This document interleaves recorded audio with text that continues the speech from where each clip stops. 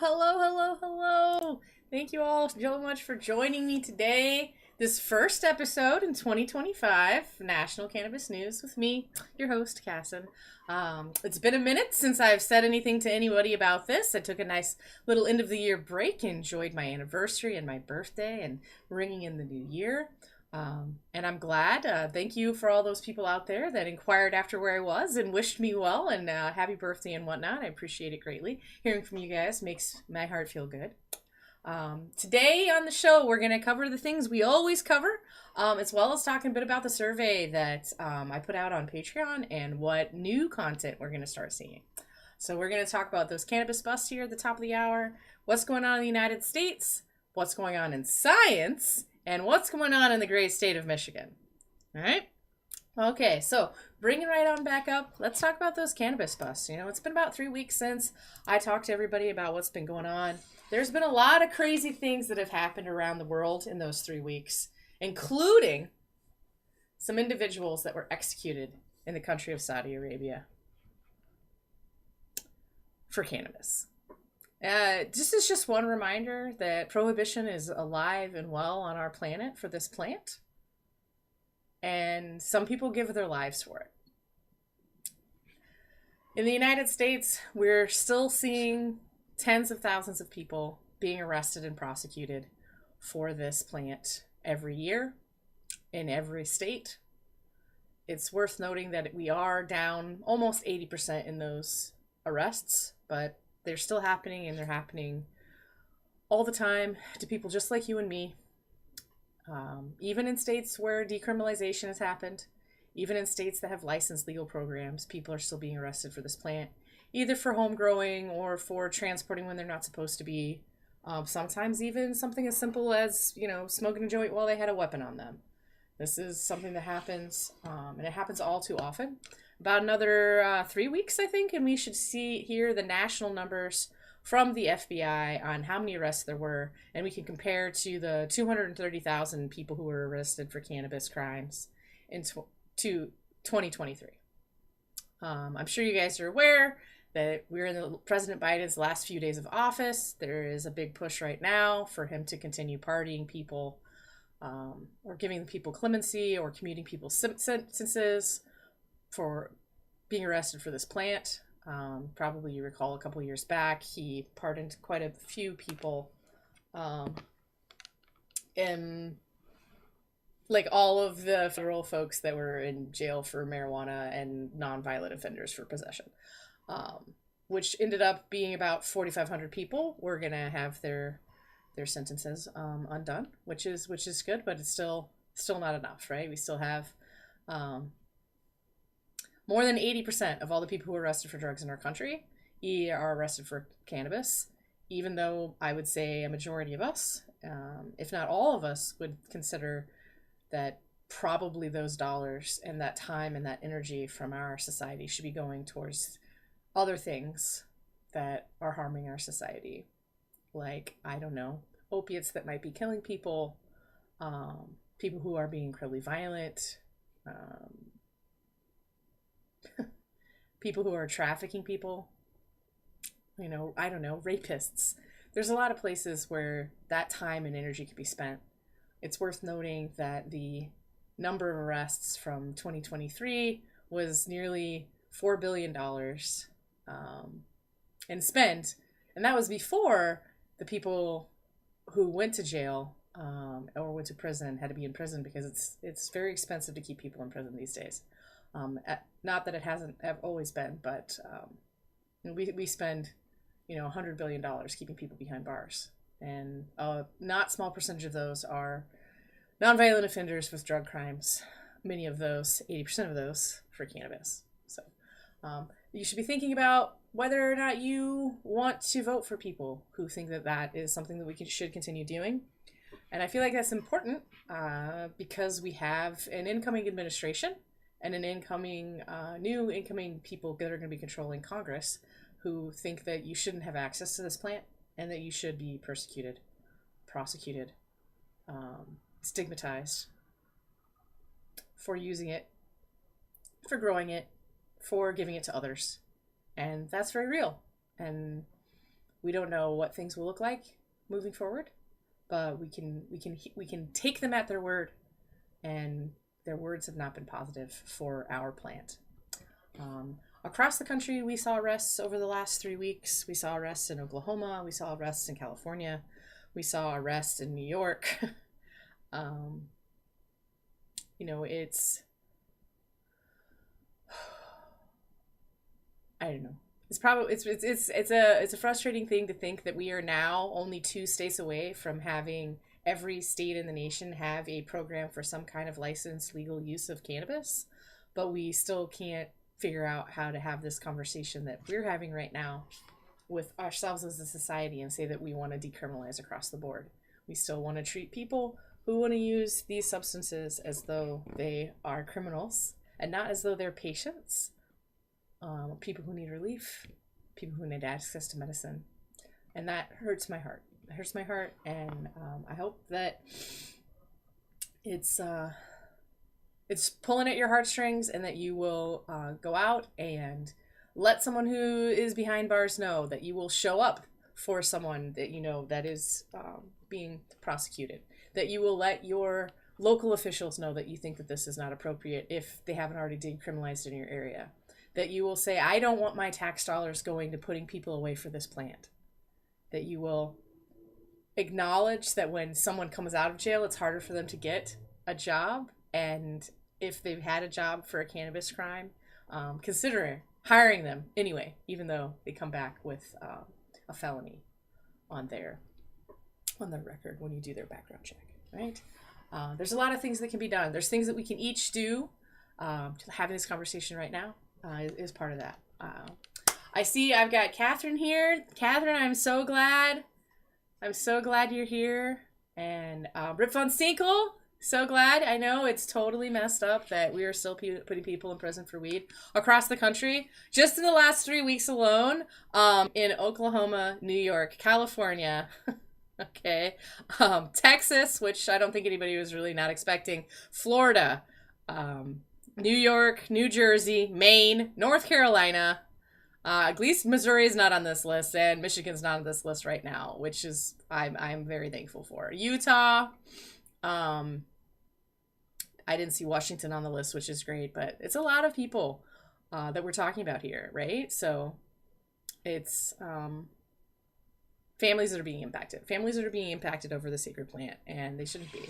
So thank you, guys. I just want to make sure that we are all thinking about that. You know, we've got a big transition that's getting ready to happen, and each of us saying, hey, that we need to do this. Tom asks, the rules are so confusing. How can you know if you're breaking a law? Okay, let's start with the very first one. If you are in the United States of America and you are consuming cannabis and you are not a medical patient with a medical card in a licensed program in a state, or in a clinical trial that's been approved by the FDA, or a member of a very small and dwindling group of people who are getting their cannabis from the CDC through the National Institutes of Drug Abuse, your activities are illegal. Whether or not you're going to be arrested in your locality has to do with your state laws and your city laws. And that is messy, and that's why we need comprehensive rescheduling or descheduling at the federal level. So it doesn't matter which county, which state, which city you're in. It doesn't matter if you accidentally cross the state line, that you're not going to be prosecuted for this plant for a nonviolent crime that isn't going to harm you or those around you. All right? So yeah, it's very hard to know if you're breaking a law, and that is definitely one of the things that that frustrates me the most. On the one hand, I'm so glad to see where we are. You know, I started this advocacy work in 1997. We are so far from there almost 30 years later. And I'm glad for it. And also, we have so much more work to do. Rip Von Sinkle asks, what do you think about the recriminalization of cannabis if it isn't a licensed product? So I think that is seriously messed up. In fact, I get really angry when I talk to regulators and industry folks, and they're like, oh, black market, rah, angry. You know what? No.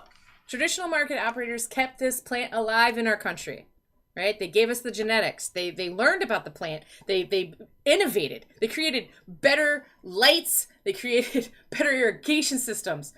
They learned how to do things quietly so that they wouldn't be caught. Not only did they do all those things, but they did it to take care of their friends and families and neighbors, right? If without them, where would we be? And in most states, even states with licensed, legal, decriminalized programs, okay? Those programs aren't actually in effect. That means it's traditional market operators that are giving people access to the sacred plant. Whether they're patients, a person who's just had a bad day, a person who, needs to get closer to their God, whatever it is, these people are helping with that. And they have been under persecution for 100 years. They are not the enemy. And it's crazy that we would continue to treat them like they are. The real answer is making it so that anybody can have the plant whenever they want to have the plant, and anybody can sell the plant whenever they want to sell the plant. I know there's lots of things to do with safety that are around that, and people focus on it, but all those safety things came about because prohibitionists wanted a reason not to allow a person to grow in their own home, like a tomato, right? There's nobody out there being like, oh, you shouldn't be able to grow tomatoes, but you could grow tomatoes wrong. You could put too much pesticide on. You could, leave them on the vine for too long and they would get fermented and all kinds of other weird things. And then you ate it or you give it to someone else and make you sick. You can incorrectly make salsa. You can incorrectly make tomato sauce. All of those things are still possible. We don't make tomatoes illegal. Right? It frustrates me. It hurts my soul to think that there are huge swaths of people, even people who are already in the licensed markets, who think that somehow those people are competing. Guess what? No, actually, you're competing with them. They're not competing with you. They were here long before you. They will be here long after you. $7 trillion spent on the war on drugs did not stop them. You going out and getting a license is not going to be the camel that breaks their back, right? They're doing it for completely different reasons and completely different ways, and they want to still be here. And that's just how it is. And if we all got on board with that and stepped back a little bit and decided instead that we want the government to stop persecuting us all as criminals because we interact with the plant and just let the market stand where it is without making us all jump through limited license states and, hundreds of thousands of dollars in, regulatory hoops that we have to jump through. Right? The plant would be cheaper. People would have more access to it. Patients would have more access. There might be more equity, although, in our world, it's probably not actually the case. But it's possible, right? I don't think that there should be recriminalization. I'm frustrated with what I see here in the state of Michigan regarding recriminalization as it's happening, and they're using public health as the way to do it. And I think that is underhanded and unnecessary, and frustratingly very similar to the things that were done in the 70s, because people just didn't like how things were going, right? They didn't like what was happening with civil rights, and so they made up a bunch of bullshit. Literally made it up. Completely bogus stuff about cannabis that was never actually true. Very similar to these public health concerns. And the worst part is some of the worst products that are out there are found today in licensed legal dispensaries made by licensed legal processors, grown by licensed legal cultivators. And it's nasty, nasty, nasty, and it will make you sick. And we know that's the case. The agency here in Michigan knows that's the case. And it's not just here in Michigan, it's across the country. And we had similar issues with recalls in California. We've had issues with recalls in Canada even. They have federally legal everything, right? So there's a lot of different things that are happening inside the recriminalization effort. But part of that is us not acting complacent because we have access so easily now. Because we're acting complacent, the prohibitionists are getting their claws back in. And they like to do this thing where they divide us and so they can conquer us, right? So they're like, oh, well, let's figure out how to get all these people who have a little bit of money and are playing by our rules to hate everybody who doesn't want to play by the rules. And we'll make them fight each other so it costs us less because now they're fighting each other instead. They've done this kind of stuff in the government for generations in our country. They're doing it again now. It happens often, and it frustrates me. Speaking of things that are happening at the national level, okay, is everyone else watching patiently as all these confirmation hearings have happened this week? Is everybody else ready for Inauguration Day? Is everybody else, like, acknowledging that on the one hand, it appears that Trump's cabinet doesn't have a lot of people who think cannabis is a good thing, and on the other hand, he has invited a bunch of people to his inauguration that like to smoke pot on camera semi-often. So maybe we're getting a little balanced approach to the culture in the U.S. from that. You know, I'm not really sure why it's that way, but it definitely seems that way. But something I am sure about is that we have zero support for legalization in the House and zero support in the Senate. The incoming Senate Majority Leader, which we all think will be the Senate Majority Leader, this is a no-go. Mike Johnson, currently also the Speaker for the House, although I'm not sure he's already been reselected for that position. The previous Speaker for the House also wishes that we would just, like, not have access to cannabis. Like, if he could do more, he would. And that scares me because every single year, the CJS amendment has to be renewed as part of the budget. And if it's not renewed as part of the budget every year, then all of those protections for medical patients in licensed legal states that I mentioned earlier go away. I don't know if you guys remember, but 20 years ago, they were arresting cancer patients in hospitals for having cannabis outside of hospitals in their apartments. They were arresting dying people and putting them in prison where they would then die because of cannabis, like 20 years ago. Right? They're not doing that right now. They haven't been doing that for some time because of the CJS amendment. Thank you so much for putting that in there. Representative Bluehauer, I am very sad that you have retired, but I am very glad that you did this good work for since the 70s. So for 50 years, you did this work at the state, local, and federal levels. So we are seeing that. We do see that that's happening also in the news. I'm not entirely sure if you guys are following this, but if you have been following the rescheduling hearings for the rescheduling of cannabis from Schedule 1 to Schedule 3, those court hearings have now been paused and or canceled while counter court activities from people who disagreed with how the hearings were going to go are being processed. So we may not be moving forward at all with those hearings, which is a little crazy and a little sad, and we will kind of see what the Trump administration wants to do and potentially what Pam Bondi, Trump's nominee for Attorney General, wants to do with this, and whether or not we even continue doing it. It can be rescinded and removed pretty quickly because it did not make it through the hearing process. Rip Von Siegel says private prisons and that sweet labor won't ever let go without a real fight. And I agree. Like, sometimes it boggles my mind because I will hear people, like, super progressive folks be, like, really mad about, like, China having people, like, in work camps. Sorry.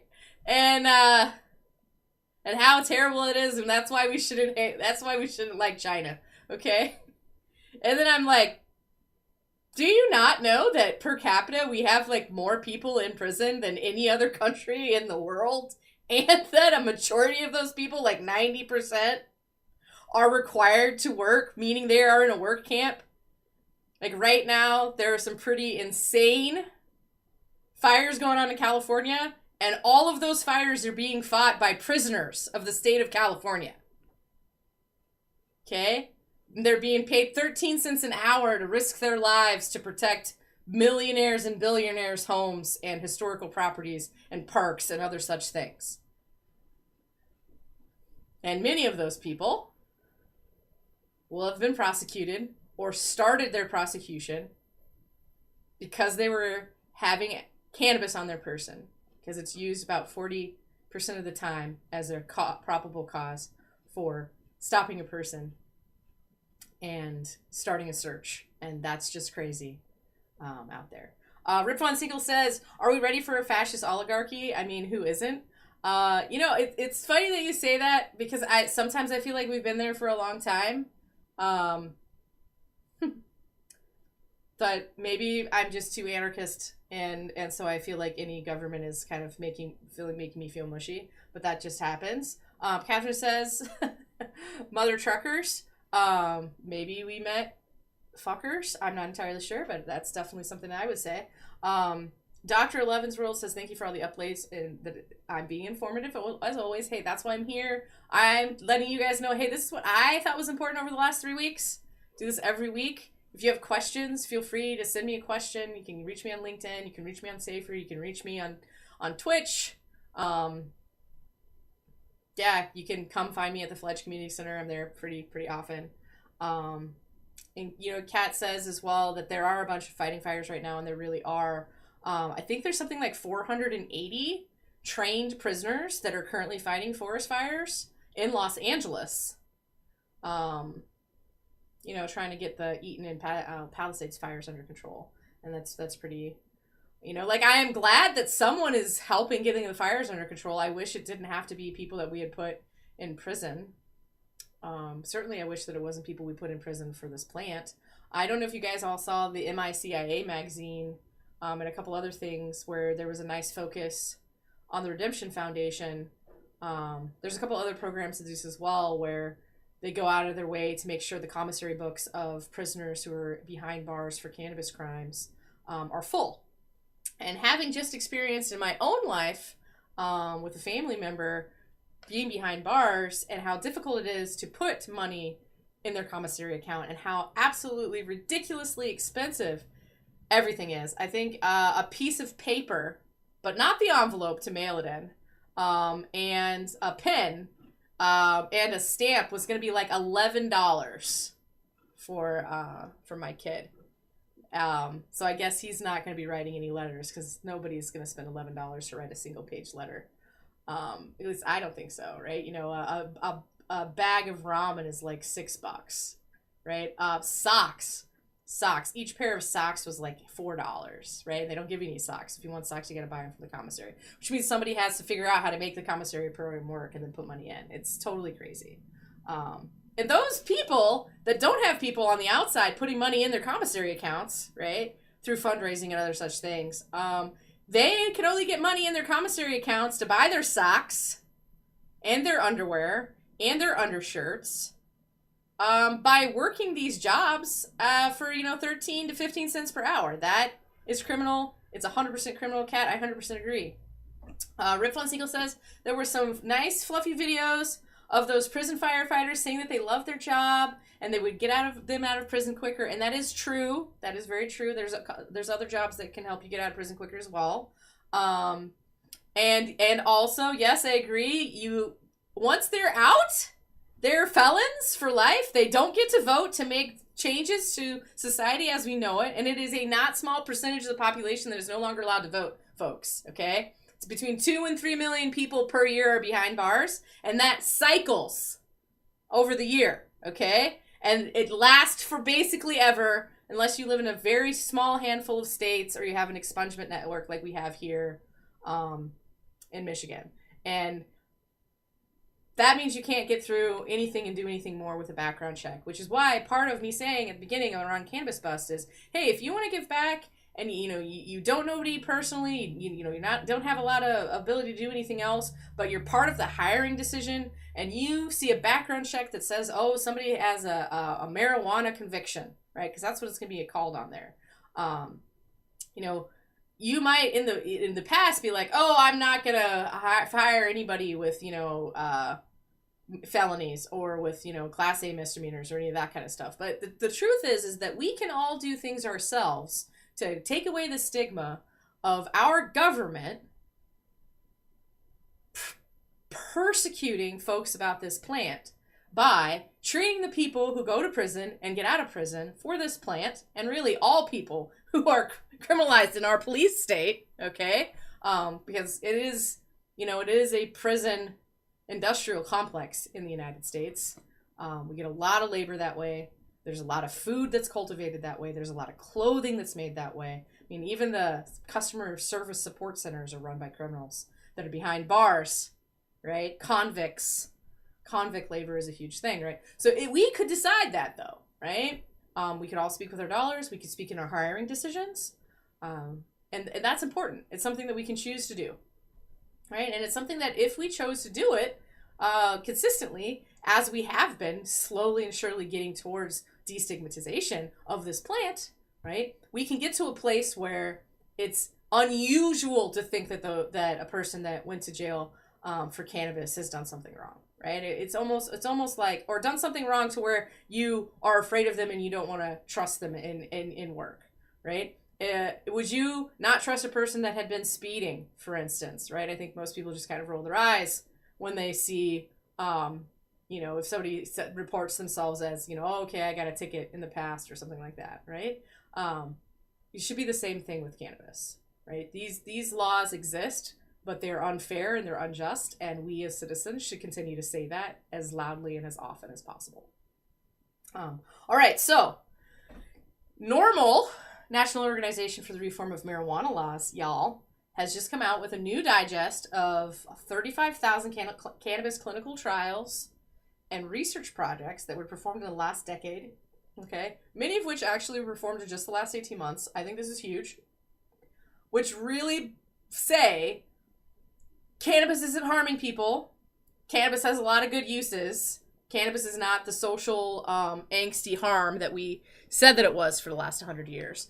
And this is interesting because the government continues to say, well, we don't have enough research. But at this point, we have more research just on cannabis than we do about any other drug. Think about that, right? Opiates, no. Morphine, no. Okay, beta blockers, no. Right? Cannabis, yes. We have more information about cannabis as a substance and a plant and sociological impacts and demographic impacts and how it interacts with other drugs than any other drug. And yet, the government will continue to say, we just don't know enough. We don't know enough to make a good decision, and because we don't know enough, we're not willing to allow you to choose as an individual to take that risk. This just boggles my mind. All right, okay, so we're about halfway through the show today. For the rest of this, I'm going to go ahead and be covering the proposed rules that are happening here in Michigan. So if you're not super nerdy into policy in Michigan, I understand. But I do want to tell you guys that next week on Tuesday, with the National Cannabis Industry Association, I'm doing a Mythbusters with a team of scientists and some great research that's just been done by MSA out of New England. And that's going to give us a lot of good insights into that cannabis is not actually causing heart attacks, right? Which is important because last year there were a number of organizations that came out and said, no, cannabis kills people, stuff and things, which is great, but also cannabis doesn't kill people. And in some cases actually, helps people live longer. So that'll be important. That's Mythbusters. It's on Tuesday. It's on my LinkedIn. If you're interested in that, you can go to the NCI website as well and register. It's free to attend. Anybody is able to come. I'm pretty sure it's at 3 p.m. Eastern on Tuesday. Other things as far as that is concerned, so there's been no movement on hemp or cannabis legislation since the Michigan House and Senate reseated, which no news is kind of good because they haven't done anything to take away any of our rights. No news is also kind of not great because there's a lot of stuff we were trying to do at the end of last year that just didn't make it through a lame dunk. Also, there has been zero announcement on when the public hearing of the new proposed rules will happen, which is weird because we're already halfway through January and I thought it was going to be in the end of January or February, and I think they have to give a 4-week notice period. So it's not happening until the end of February now, y'all. We're just never gonna actually update the rules. We're just leave them how they are, which some people I'm sure be really appreciative. I know there are definitely some proposed updates to the rules that I'm looking at this is completely insanity. Speaking of which, let's start talking about them. All right, so last time, guys, we were on page 62. We're now talking about the changes to temporary marijuana event licenses. All right, the biggest change here is a reduction in fees, and also what it means to have a temporary marijuana event, okay? And you don't really have to call things temporary marijuana events anymore unless you're selling cannabis. A retailer is coming to sell cannabis at your event. That seems to be the biggest change. Derek Soba from the CRA also covered this in a webinar from the agency. He did that at the end of December. It was a pretty good event, whereas, they talked about the changes that were most important to them. Strangely enough, the changes that were most important to them were not the changes that were most important to me. So I feel like it is always important for us to continue having that conversation. It is worth noting, okay, that with that change, it appears on the surface that you will be able to have these events easier as long as you're not having sales than ever before, with less additional documentation and less additional fees that have to be sent to the agency. And I feel like that's really important because can be quite expensive to do these activities. And we don't have to do that any longer, right? So, right, you can do it for now. If you're going to be selling it, you still have to pay the $500 fee, but it used to be almost $10,000. I mean, there's just a lot of big changes here. So if you're an event organizer, this might be nice, right? Also, you can receive a refund if somebody who was coming decides not to come, which I think is also pretty great. Moving right along, now there is a new set of rules on marijuana event sales and how it's going to happen and what you have to do when you do it, right? So part of that is codifying some of the rules that they had been using for marijuana events where sales are occurring in the past, but now they're more specifically defined, including things like how you have to display your state license, how you have to, when you submit, hey, here's where people are going to be selling, and you put it on a diagram, and you say, hey, they're going to be selling next to the east entrance. They can't then be selling next to the west entrance, right? So you have to know where that's going to be. Something else I thought that was pretty crazy is that they want all of the marijuana to be stored in a secure and locked container while you're at this event. So, they just want to make it nearly impossible to do all the things, again, because they think we're all criminals, and also that cannabis is worth a ridiculous amount. Even though an ounce of weed in the state of Michigan can be had for $30 or less on almost every day, including Sundays, they're still treating it like it's super, super expensive, and if we don't keep it locked up, then everybody and their brother is going to come steal it. It's going to be terrible, and there's just going to be weed in the streets. So there's not already just weed in the streets everywhere, right? I think it's pretty crazy myself. Something else I thought was pretty crazy was that they will allow you to transport to the event yourself, but it's not really actually enough to do sales. It's like 15 ounces of flour and 60 grams of concentrates. No mention of edibles, right? Which is like an ongoing issue with the agency never mentioning edibles in these rules. And I mean, I guess who wants to pay $500 for the chance to sell 15 ounces of marijuana and 60 grams? No one. So then you would need to use secure transfer to move that. It is what it is. So they have also changed the marijuana educational research license, which I think is good. It's being more specific about what people are going to be allowed to do and how they're going to be allowed to do it. Specifically, it expands into what the DEA will allow you to do.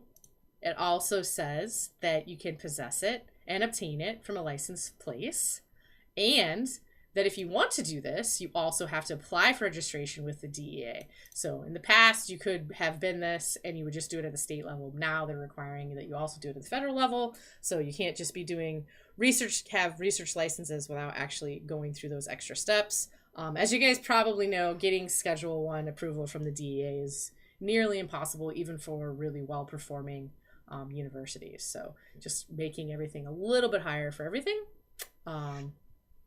Also, for some reason, now they only are allowing it if you already have an approved research proposal, which, is great.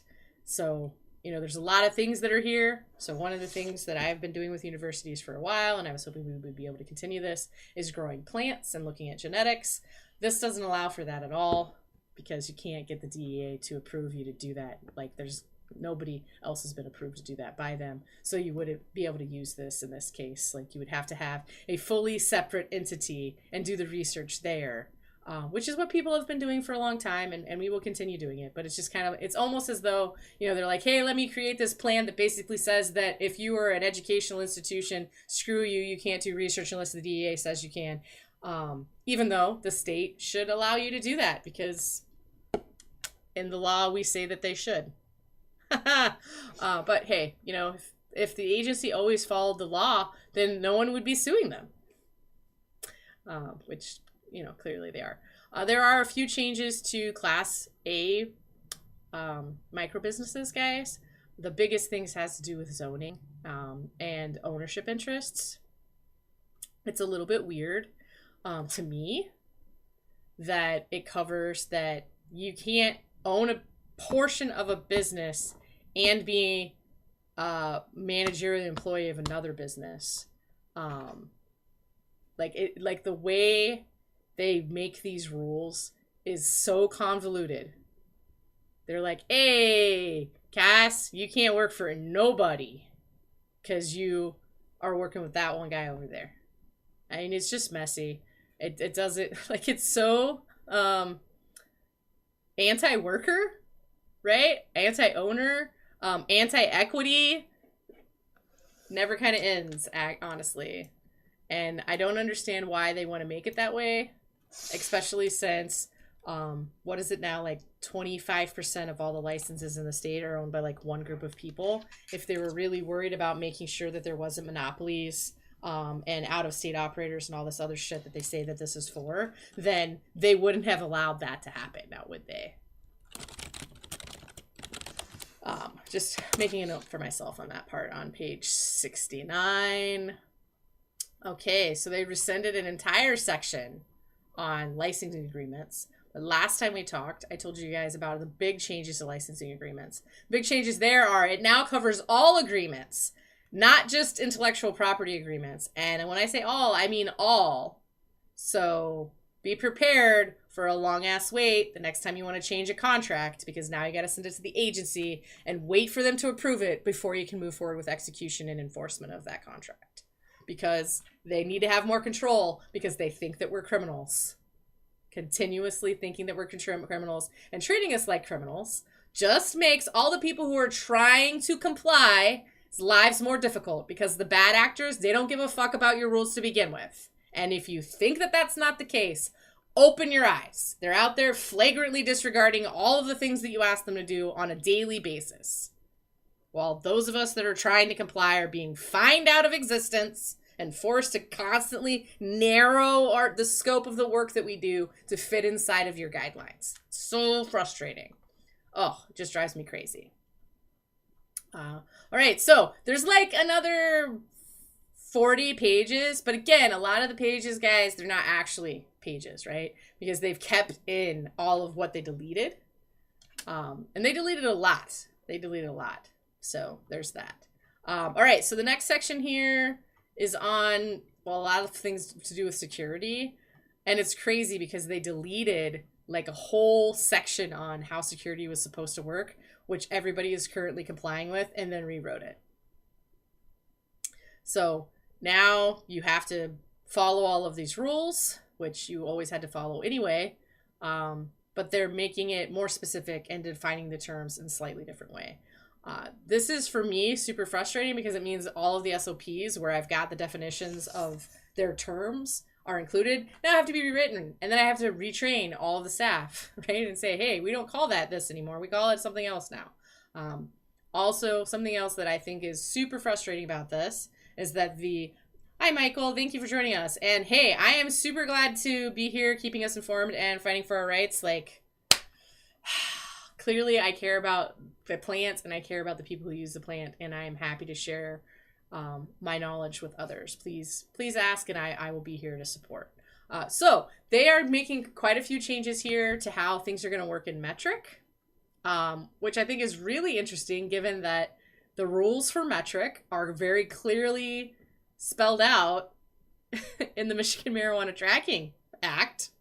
Like, you can't like get around those. They say this is what you're supposed to do. And these sections, they don't actually match. So like, you're probably following the rules and still following the statute because they don't match. And that, I hate it when it's like that. Like, I know they have entire teams of people that are out there working on this, but sometimes it doesn't seem like it. It's like they've completely forgotten entire segments of the statutes when they're writing the rules. And maybe they have. Maybe they weren't aware that there are actually 5 different acts that cover this, and they were only looking at, I don't know, MRTMA. Who knows? And since it's taken like 2 years, maybe the laws have changed since they last wrote it. Who knows? Who knows? We cannot assume. We cannot assume. Okay? So here's the big change that I saw, okay? It has to do for cultivators. What it says is that now you will have this in here. So you will have it in a room or a row for it where it's physically located. Okay? So that means every row that you have in your outdoor grow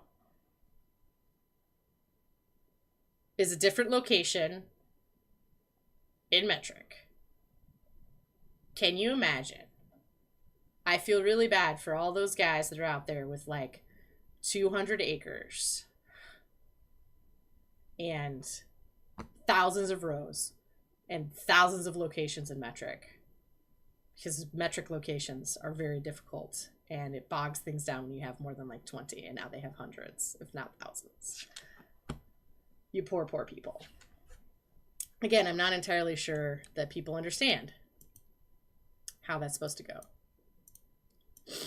And sometimes I think if we don't ask the questions, no one will ask them. So that's why we ask the questions. That's why we're doing this. That's why we were doing this every week, except for when I took a holiday. And thank you again, everyone, for the well wishes. I really did enjoy myself. It was a nice birthday. And it's almost been 10 years since the federal government said that my wife and I could get married, which is really, really nice, because we did get married almost immediately after the government. Well, the Supreme Court of the United States said that we could, which is kind of grand. All right. So there's lots of other things that you're required to keep in metric. One of the things that is pretty interesting is that they are being specific with the number of days that you're allowed to correct an error in the system. They're saying now that is 7 days. Okay. So 7 days, y'all. Hey, Rip Von Sinkle, thank you. It was a really good one. I enjoyed it. My best friend flew in from Boston. We just like romped around like crazy people. There was snow. There was good food. Yeah, it was a glorious time. This is a pretty big change. Before, there was never any time limit. It just said that you would. Okay. Now you have to do this within 7 days. Guys, this is an increased cost. If you don't have a person dedicated to doing metric at your facility, this is an issue.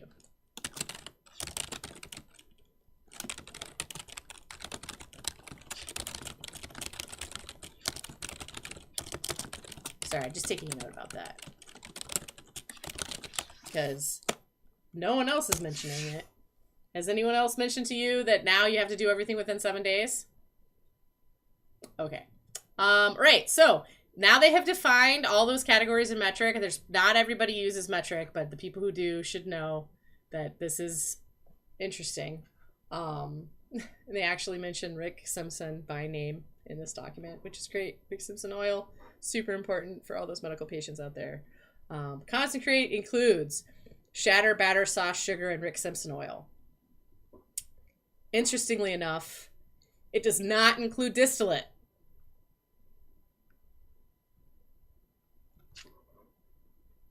Okay, let's just say that one more time. Concentrate includes shatter, batter, sauce, sugar, and Rick Simpson oil. It does not include distillate, which is the #1 category for concentrates in the state of Michigan. There is not a definition for it that includes it. Why not, you might ask?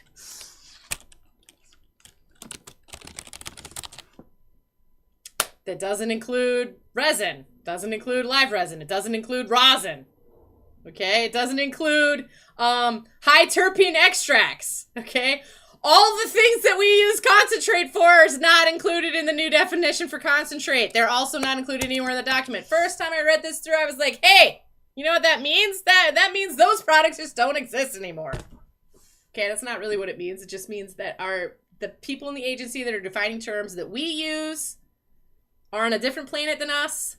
They have different kinds of things. Now, I like the fact that they said which includes, but maybe they should also have said, but is not limited to, okay? Because then they talk about edibles, which they say includes gummies, chocolate bars, capsules, and other similar products meant to be consumed orally, which seems like a pretty broad statement, right?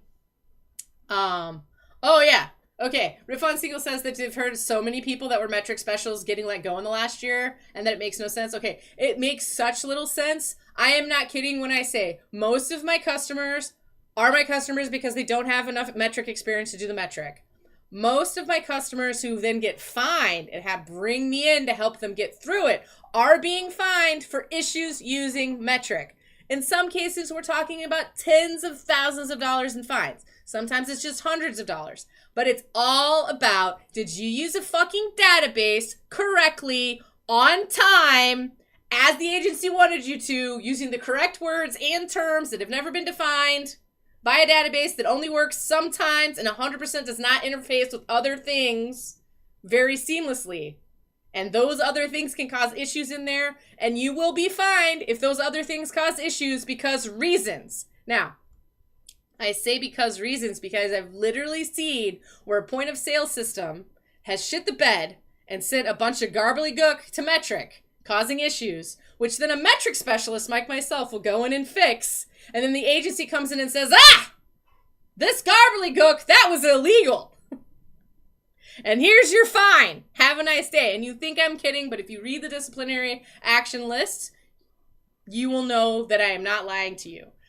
Speaking of which, I am going to go ahead and let you guys know that I will be speaking on compliance and disciplinary actions and looking back at 2023 and the disciplinary reports and, the most used reasons for people receiving disciplinary action and the kinds of fines that they're getting. We've had the guidelines for a little over a year now.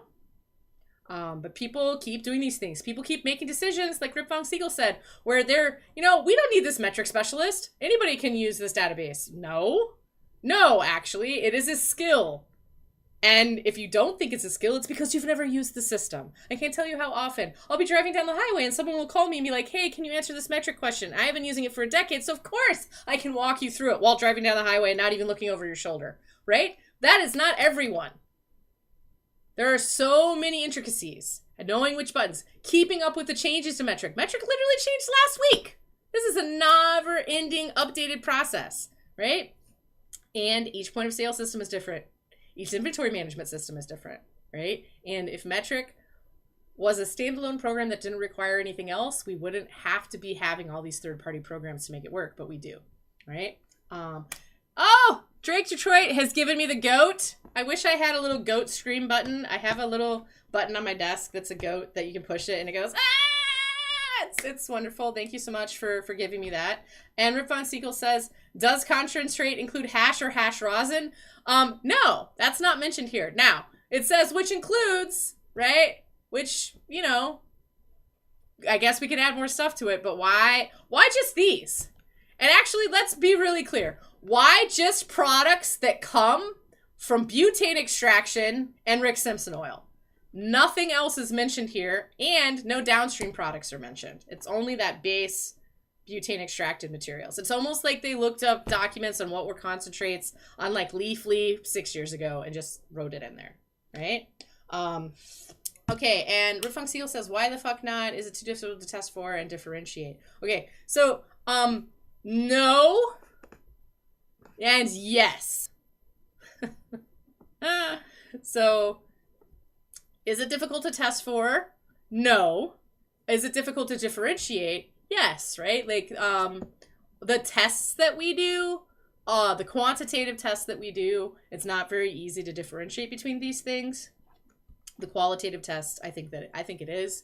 Like, you can tell the difference between a shatter, for instance, and a batter or a butter. And you can definitely tell the difference between, let's say, a shatter and a rosin, or even a rosin and a distillate product. I would say many people can tell the difference between a crude oil, a first pass distillate product, and a second pass distillate product. But I also have been doing this for, 13 years, so maybe, who knows? Possibly not everybody feels that way. Something else that I would like to point out, and I'm super proud of this, like in the past, suppositories were not included. except for on the medical side. And I lobbied really hard to get those on the recreational side, because there was a product for perimenopause and like PMS and all that kind of stuff for the ladies, and it was going to be amazing. I don't think they're going to bring it here to this great state of Michigan now, but boy, if they would have. And at the time, they couldn't. They could only do it for medical patients, and there just weren't enough to make that possible. But I am super hopeful that someone else will do it, because I will tell you, as a sufferer of this perimenopause, having those suppositories that you can 100% get in California, but not in Michigan, is super helpful. Okay. There's a lot of other items that are on here, including infused beverage is now its own category, which I really appreciate, because in the past you just had to kind of lump it in with infused liquids, which weren't really beverage related.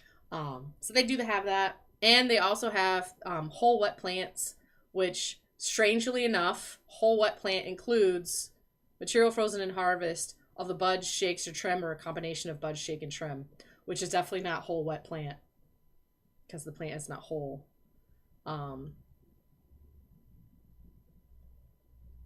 Again, how they determined to use these words and why, no one will ever really understand.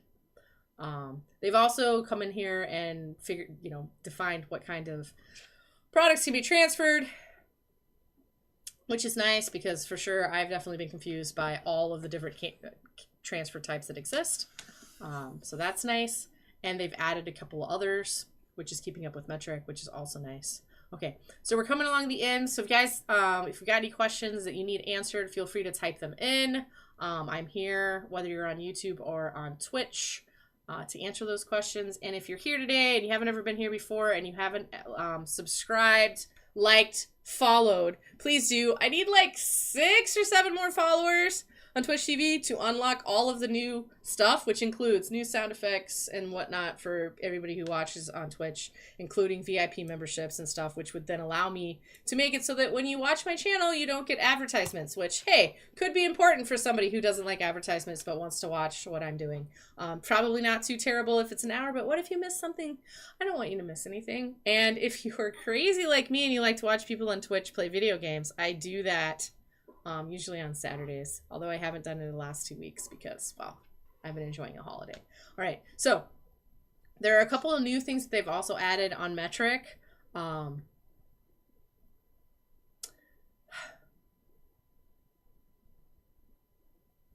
It's really just outlining you must do all of these things, specific to employees, removing employees, adding employees, assigning an administrator, doing the training, etc.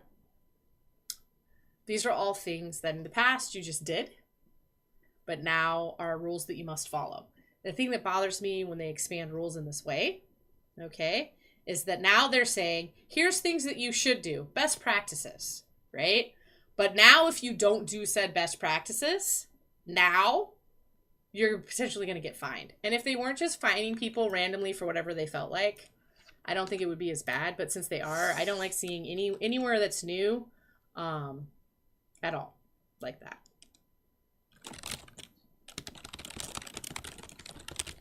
I'm not seeing any questions from anybody, so I'm going to go ahead and move on to the next page. So this section is called Marijuana Businesses Operations General. Guys, this is the 4th #1 category for getting a non-compliance comes out of this section. They've made some pretty big changes. Maybe they'll make things easier to understand. I didn't really find it that way, but maybe other people do think that these are easier to understand than in the past. Right? So you're not allowed to smoke, use, or inhale any marijuana except for at designated consumption establishments or at marijuana events, which I think everybody knows at this point. And they're still defining limited access areas, but I feel like that's weird because I'm pretty sure they undid that. Or no, actually, we were trying to do that in the law, and then we kept that here.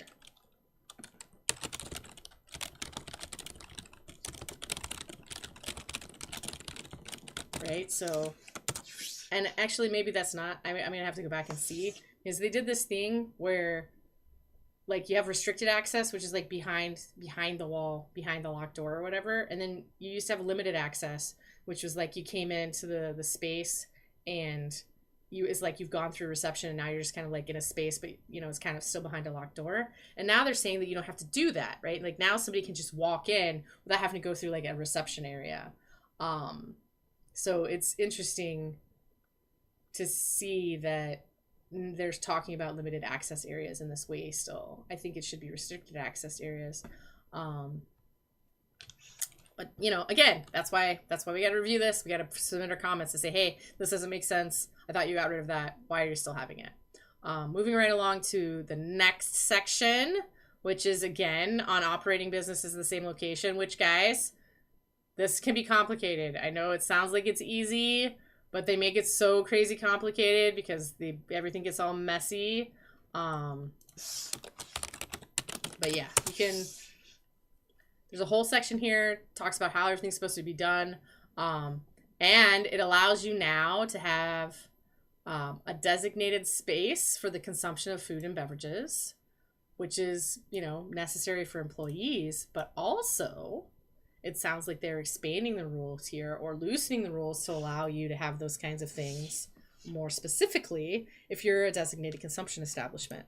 I know I did that with my first designated consumption establishment, but most people don't. And that was go through the process to get a food license to allow people to also have prepackaged foods and that kind of stuff that were there. So pizza, beverages, those kinds of things, right? So there are different things that we can do.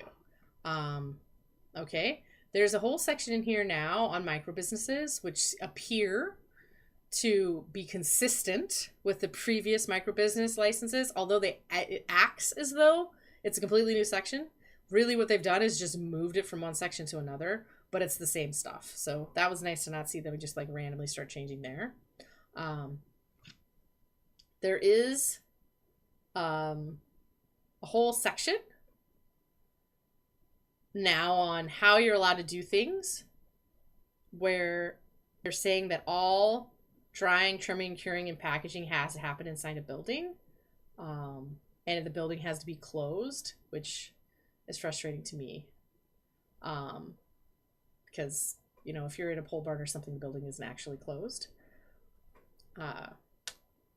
Again, why do we need to have these rules? Why does it matter if someone can see the plant without binoculars, aircraft, or other optical aids, for instance, because they want to treat the plant and all the people who are interacting with it as though they're criminals, and they don't want anybody to have to see it because we're all criminals, and they don't want people to be watching criminal behavior, right? It's there's no public health reason to not see plants. There's no reason that someone can see it from across the way, but now we have to have unsightly fences and all sorts of other stuff.